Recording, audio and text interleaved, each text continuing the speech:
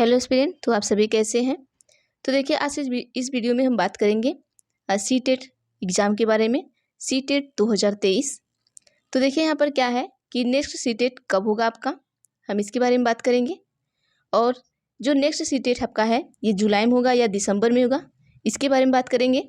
और सीटेट साल में कितनी बार होगा, इसके बारे में बात करेंगे। तो आइए हम देखते हैं।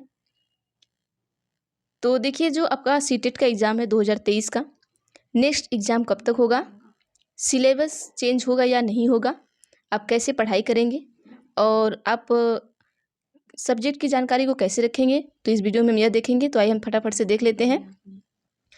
देखिए इसके पहले क्या था कि जो सीटेट 2023 है,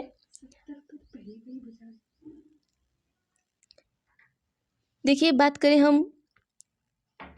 करते हैं नेक्स्ट सीटेट का। तो जो आपका नेक्स्ट सीटेट एग्ज़ाम है, वैसे सब कह रहे हैं कि जुलाई में, ठीक है, न्यूज आ रही है जुलाई में या दिसंबर में।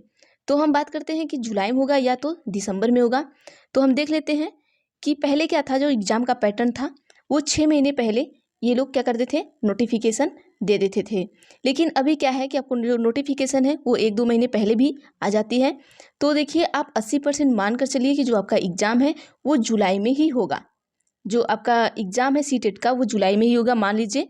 अगर कभी ऐसा होता है कि आपका दिसंबर में होता है तो आप तैयारी करिए, लेकिन आप 80% मानकर चलिए कि आपका जो एग्ज़ाम है वो जुलाई में ही होगा। तो आप उस तरीके से तैयारी करना अपना स्टार्ट कर दीजिए। और पहले इनका क्या था, तो ये 6 महीने पहले इनका फिक्स था कि 6 महीने पहले बता देना था।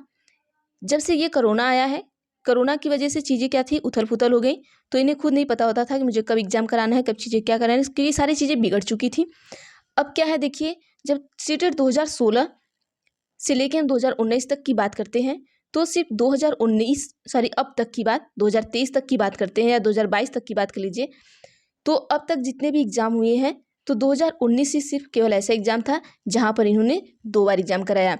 लेकिन क्या थी कि चीज़ें बहुत उथल पुथल हो गई थी। तो अब क्या है कि कोरोना ख़त्म हो चुका है, तो चीज़ों को क्या हो मेंटेन किया जा सकता है और बढ़िया तरीके से कराया जा सकता है। अब ऐसी कोई सिचुएशन नहीं है कि आपका एग्ज़ाम लेट हो या आप एग्ज़ाम को लेट करें या फिर एग्ज़ाम बहुत जल्दी करा दे। अपने टाइम पर एग्ज़ाम कराएंगे ये।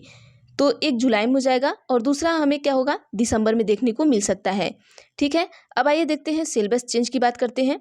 तो सिलेबस चेंज में क्या है हमारा कि देखिए पहले क्या था कि अभी भी क्या है, पहले एक बार क्या हुआ था, बहुत पहले एक बार सब लोग कह रहे थे कि जो आपका एनटीए है ये एग्ज़ाम कराएगा। तो जब लोगों का कहना था कि एनटीए एग्ज़ाम कराएगा तो सिलेबस आपका चेंज होगा, लेकिन अभी तक भी एनटीए के पास कोई मतलब ऐसा कुछ इन्फॉर्मेशन नहीं है कि एनटीए एग्ज़ाम कराएं। सीबीएसई ही हमारा एग्ज़ाम करा रही है। तो समझ लीजिए कि जो सीबीएसई एग्ज़ाम करा रही है, तो जब सीबीएसई करा रही है तो पैटर्न चेंज होने की कोई संभावना नहीं है। और यहाँ तक उम्मीद है कि इस बार भी सीबीएसई ही कंडक्ट कराएगी एग्ज़ाम आपको। ठीक है, अब देखिए अब यहाँ पर आपका हो गया, जब सीबीएसई कराएगी तो सिलेबस चेंज नहीं है, जो आपके सारे सिलेबस है वही सिलेबस आपको पढ़ने हैं। और जो आपका एग्ज़ाम है आप जुलाई में मान कर चलिए, जब हमने आपको 80% कह दिया तो समझ लीजिए जुलाई में एग्ज़ाम होगा। आप जुलाई को लेकर तैयारी करिए। और जो बच्चे टेट की तैयारी कर रहे हैं, देखिए टेट के चक्कर में अभी मत पड़िए, क्योंकि टेट का अभी तक नोटिफिकेशन नहीं आया है। अगर इन्हें जुलाई में कराना होगा तो ये आपके अप्रैल मिड तक ये आपको नोटिफिकेशन दे देंगे। ठीक है, अप्रैल मिड तक ये आपको नोटिफिकेशन दे देंगे। तो आप इसकी सीटेट की तैयारी करना स्टार्ट कर दीजिए। और देखिए टेट के चक्कर में भी मत पड़िए, जब टेट की नोटिफिकेशन आएगी तो आप देख लीजिएगा, जो चीज़ें पहले आप उन्हें करिए। क्योंकि अगर सीटेट क्वालिफाई आप हैं तो आप कहीं भी अदर स्टेट में भी एग्ज़ाम दे सकते हैं और अपने भी स्टेट में एग्ज़ाम दे सकते हैं। तो सीटेट होना आपके लिए बहुत ही इंपॉर्टेंट है।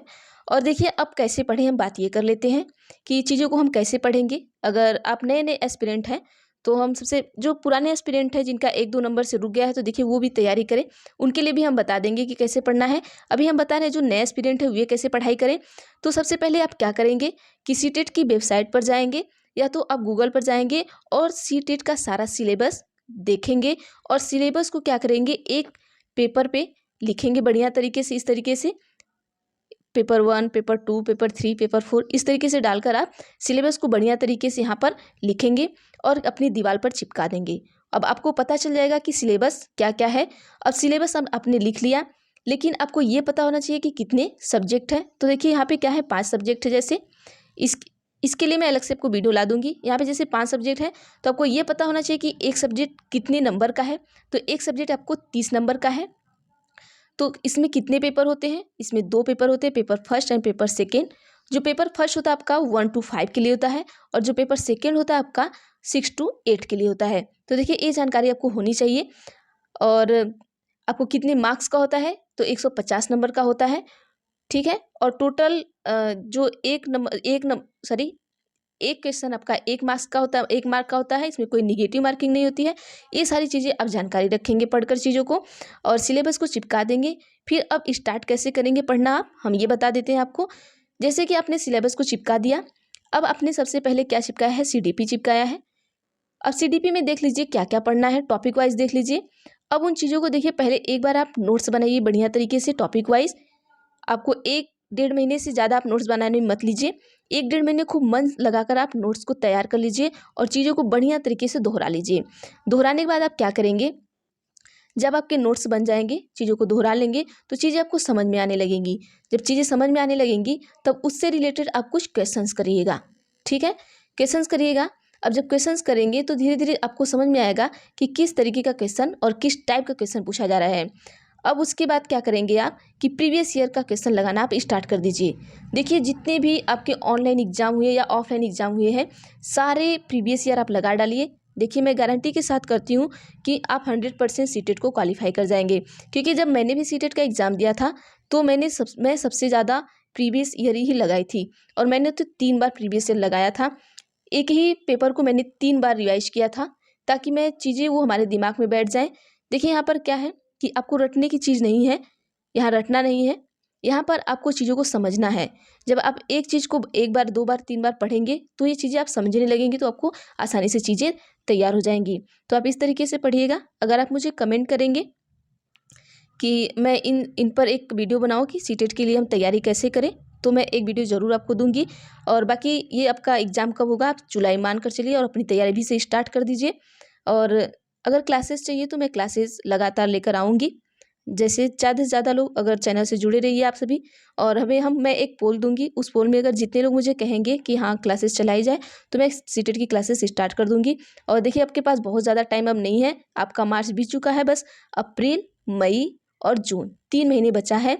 अगर आप मान लीजिए 1.5 महीने आपने सिलेबस कवर करने में कर दिया, तो 1.5 महीने आप क्या करेंगे? प्रीवियस ईयर लगाने में कर देंगे, तो चीज़ें आसान हो जाएंगी। अगर अभी से आप स्टार्ट कर दिए तब, ऐसा नहीं है कि जब नोटिफिकेशन आएगा तब हम चीज़ों को स्टार्ट करेंगे। देखिए नोटिफिकेशन आने के बाद आप क्या करते हैं, चीज़ों को आधा पढ़ेंगे और आधा भूल जाएंगे। तो आधा अधूरा ज्ञान क्या होता है, फिर आप चीज़ें समझ नहीं पाते हैं। और वही जब आप चीज़ें समझ नहीं पाते हैं तो वहाँ पर क्या होता है कि आप वहाँ से क्वेश्चन को लगाना सही तरीके से आप नहीं सीख पाते हैं, फिर वहाँ चीज़ें गलत होने लगती हैं। तो चलिए आज की वीडियो में बस इतना ही। बस मुझे यही बताना था कि जो आपका सीटेट का एग्ज़ाम है वो आपको जुलाई में 80% मान लीजिए कि देखने को मिलेगा ही मिलेगा।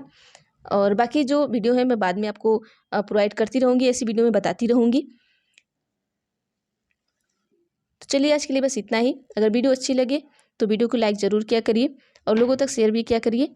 और अगर चैनल पर नए हैं तो चैनल को सब्सक्राइब कर लीजिए और बेल आइकन पर भी क्लिक कर लीजिएगा, ताकि मैं जो भी इन्फॉर्मेशन दूँ अब तक ज़रूर पहुँचे।